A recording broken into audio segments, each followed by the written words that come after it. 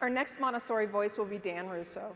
Dan and Amy Russo are dedicated Montessori parents with a deep commitment to their children's education and community involvement. Dan Russo also serves on the Board of Trustees at the Montessori School of Raleigh in North Carolina.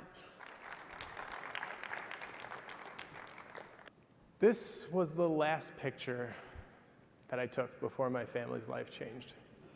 I was scrolling back through my phone and not proud of it, but this is it. And this is a photo, as you can see, of a serial number from a broken vacuum that I was going to get a warranty repair on. And I thought this was what was important in life. And it is, but not really. I'm Dan, this is Amy, and these are our two kids, Beck and Hunter. Now, we are not educators, but our kids go to Montessori school. And our Montessori community has supported us and changed the way we see the world. A few years ago, we were going along, working, doing things, doing what we thought was living, right? If you asked us how we were doing, we would say, we're so busy, right? You know, when you meet that person, they're like, oh, I'm just so busy. And it's like, well, doing what exactly? Well, you know, we had two kids, right? So we were always making plans for one day. Like one day we'll invest in relationships and have friendships and go on date nights. One day we'll be in the moment and enjoy the present. Soak in all our hard work, right? So one day. And our boys were in preschool, and we had just won the lottery. I see some of your faces light up. Time out. Not that lottery. We won a seat in our first choice magnet school. That lottery. Sometimes as valuable, right? We were kind of excited, right? Because we were going to not have to pay tuition. We were going to be in a public school.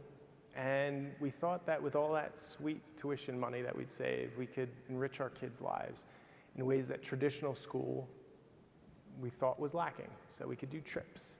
We could do activities, all sorts of things. And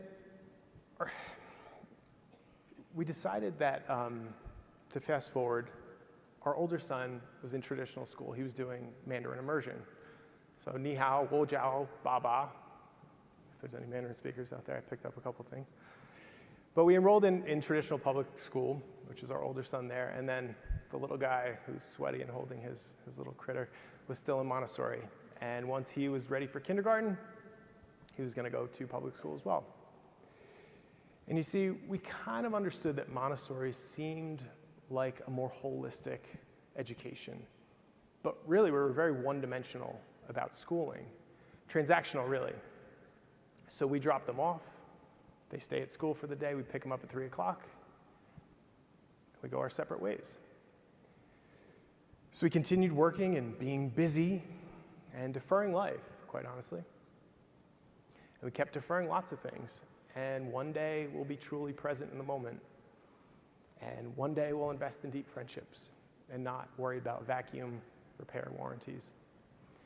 And one day, in September of 2022, Amy called. And I was busy, so I declined the call, right? That's what busy people do. But she called right back, and I answered. And I will never forget that call. She was sobbing, and she said 3 words. I have cancer. That call still haunts me. Now, another thing you should know about Amy and me, we were raised by single parent. We were raised in a single parent household. So we were taught that you have to rely on yourself for all things. Otherwise, you'll be disappointed. So you have to be completely independent from the rest of the world. So that's where our heads were going into this. So we said, let's go to these appointments. We're going to get to the bottom of this. We'll sort it out. Our tiny little unit, we're going to do what we do, right? Well, we start going to the appointments, and Amy was diagnosed with stage 4 breast cancer. So back to daily life. I let both schools know what was going on, and that the boys are going to be late basically every day because breakfast, packing lunches, Dropping off, picking up was all going to be on me for the foreseeable future. I also let some acquaintances know what was going on at the schools. And again, I say acquaintances because we didn't invest in those relationships. We didn't really know these people very well. So one day we'll have time for that, right? But for now, we're going to continue to rely on ourselves. And guess what happened? Our traditional school acquaintances did exactly what we thought they would do, and quite honestly, what we had hoped they would do. They disappeared. It fulfilled our narrative, right?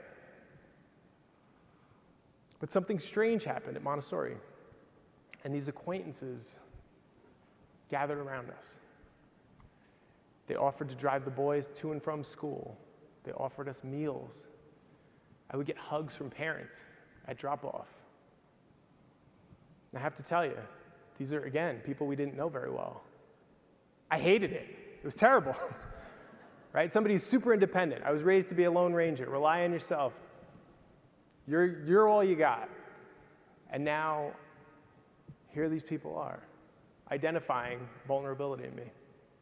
So one day, exhausted, late, looking a wreck, somebody came up and said, "Can I bring you dinner tonight?" And me, completely broken, agreed. And guess what? They delivered, literally. And one day I heard the word community, and it struck me. I've never felt like I was part of a community. I was raised to be by myself. So was offering and accepting help what being part of a community is? Yes. So we ended up transferring our older son out of public school and put him in Montessori. And let me just be incredibly clear, this is not a public versus private situation. This is a Montessori community story.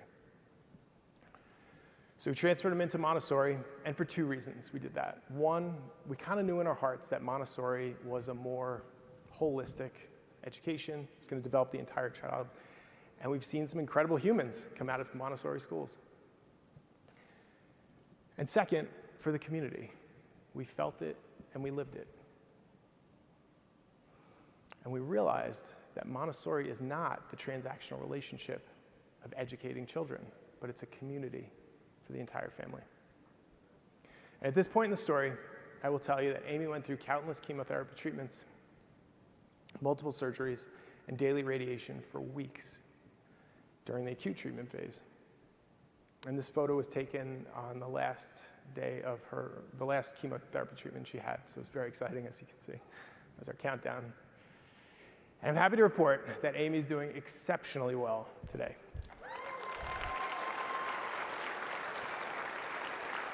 Thank you.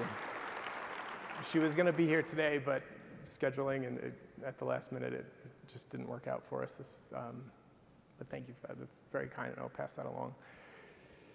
But she's living life. She's back, and she's not deferring life. And we are immersed in a community that cares about our entire family. And I see some MSR people here. And that community comes from our Montessori school. So as seasoned Montessorians, I know that you all might think our story is completely unremarkable because this is the same fabric that makes up your school communities. But please take a renewed look and recognize that this is what makes Montessori special. Montessori is not one-dimensional, as I once thought it was. Montessori is about the entire person, their family, and the community. That is incredibly special, and that is what is important in life. Please, live urgently. Don't defer life. Sorry, this is like therapy session for me.